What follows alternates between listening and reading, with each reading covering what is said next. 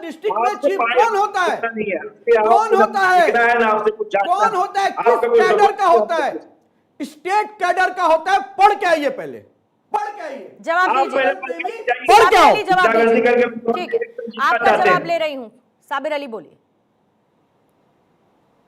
बंगाल में जिस तरीके से इलेक्शन लागू है, इलेक्शन के मौके पर ये लोग जिस तरीके से माहौल खराब करने की कोशिश कर रहा है, आम वोटरों को परेशान किया जा रहा है। हम लोग तो चाहते हैं कि जो हर वोटर है, तो सब वोटर का नाम एडजुडिकेशन से हट जाए, और जो वोटर जो डेट जो अपील किया है, जिनका नाम कट गया है इलेक्शन का पहले तक, उन लोगों का नाम जो जेन्युइन वोटर है उनका नाम इलेक्शन में आ जाए। मतलब ऐसा लगता है कि देश में पहली बार एसआईआर हो रहा है। ऐसा लगता है देश में पहली बार एसआईआर हो रहा है, क्योंकि एसआईआर के नाम पर इतना बवाल तो कम से कम पहली बार ही देखने को मिल रहा है। आप बीजेपी क्या कर रही है? इलेक्शन कमीशन कहां गलत है? इन्हीं सब में फंसते रह जाइए। क्यों जो आप कह रहे हैं वो सुप्रीम कोर्ट ने नहीं कहा? क्यों जो आप कह रहे हैं वो सुप्रीम कोर्ट ने नहीं कहा? मुझे ये बताइए अपनी ऑब्जर्वेशन में। सुप्रीम कोर्ट से ऊपर तो आप नहीं है।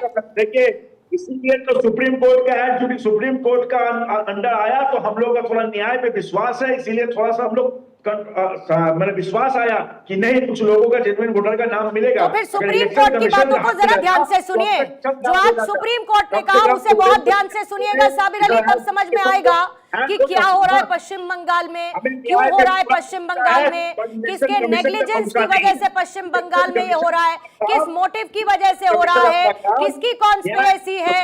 जब सुप्रीम कोर्ट की टिप्पणियां सुनेंगे सर साबिर अली साहब, तब आपको समझ में आएगा। डॉक्टर सुनील कौशिक आपको लाती हूं, और जैसे ही केतन जायसवाल जी जुड़ेंगे मुझे जानकारी देंगे। पहले जरा डॉक्टर सुनील कौशिक, ऐसा क्यों लगता है बंगाल में देख के इलेक्शन नहीं आया, मॉब डेमोक्रेसी अपने चरम पर चली गई है? मतलब न्यायिक अधिकारियों को बंधक बनाया जाएगा और उसके बाद टीएमसी के नेता बैठकर उसे जस्टिफाई करेंगे despite what supreme court is saying. देखिए पूर्णिमा जी, जब आचार संहिता लागू हो गई, चुनाव आयोग के अधीन पूरा प्रशासन आ जाता है। अब तक चुनाव आयोग ने क्या कार्रवाई की? केवल नोटिस कि आपके खिलाफ क्यों ना कार्रवाई की जाए।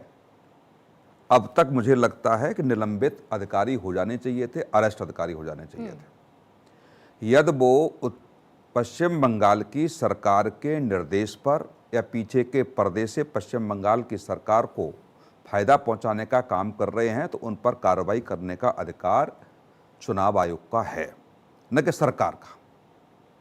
दूसरी सबसे महत्वपूर्ण बात, जब सुप्रीम कोर्ट ने यह कह दिया कि एसआईआर कार्यक्रम में जुड़े हुए अधिकारियों की सुरक्षा के लिए सेंट्रल फोर्स लगाया जाएगा, तो सेंट्रल फोर्स क्यों नहीं पहुंचा? सेंट्रल फोर्स की क्यों व्यवस्था नहीं थी? तीसरी महत्वपूर्ण बात कि ये प्रकरण माननीय उच्चतम न्यायालय ने ही स्वतः संज्ञान क्यों लिया? केंद्र सरकार क्या कर रही थी? केंद्र सरकार ने क्यों नहीं उच्च स्तरीय कमेटी बना करके वहां भेजा?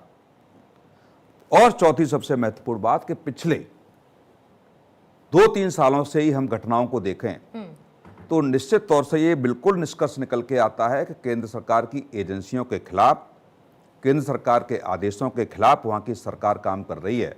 तो केंद्र सरकार ने वहां राष्ट्रपति शासन क्यों नहीं लगाया? यदि इतनी परिस्थितियां वहां खराब हैं तो वहां का विधानसभा का चुनाव राष्ट्रपति शासन लगा करके क्यों नहीं कराया जा रहा? केवल प्रवक्ता, पार्टी के बड़े नेता सिर्फ गाली देते रहेंगे पश्चिम बंगाल की सरकार को कि आप संविधान के खिलाफ काम कर रहे हैं, संविधान के खिलाफ जाकर के आप तमाम निर्णय ले रहे हैं। निश्चित तौर से यदि आपको पता है, आपके नेताओं को पता है, आपके मंत्रियों को पता है कि संविधान का सीधा सीधा वहां उल्लंघन हो रहा है, तो अब तक राष्ट्रपति शासन वहां लग जाना चाहिए था। राष्ट्रपति शासन क्यों नहीं लगाया गया? और सबसे महत्वपूर्ण मैं बात कर रहा हूं कि अमित शाह जी वहां पर हैं इस समय।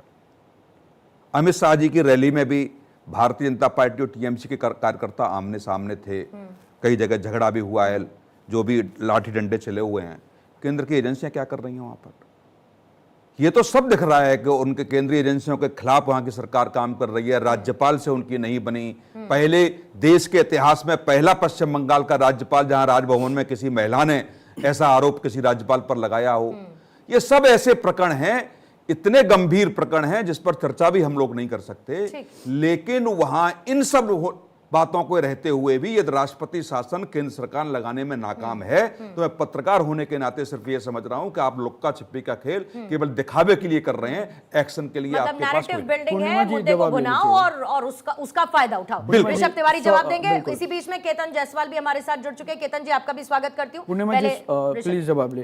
पहली बात तो ये कि इलेक्शन कमीशन अभी केंद्र सरकार के अधीन नहीं है, पॉइंट 1 तो मैं क्लियर कर दे रहा हूं। दूसरी बात, जब चुनाव में किसने कहा केंद्र सरकार के नहीं अधीन नहीं, मैं आपकी वक्तव्य को ही मैं कोट मैंने कर रहा कब कहा हूं। केंद्र जो सरकार लुक्का के अधीन छिपी है? जो बोले सर, लुक्का छिपी का आपकी मंशा दिख रही थी, मैं बता रहा हूं आपको।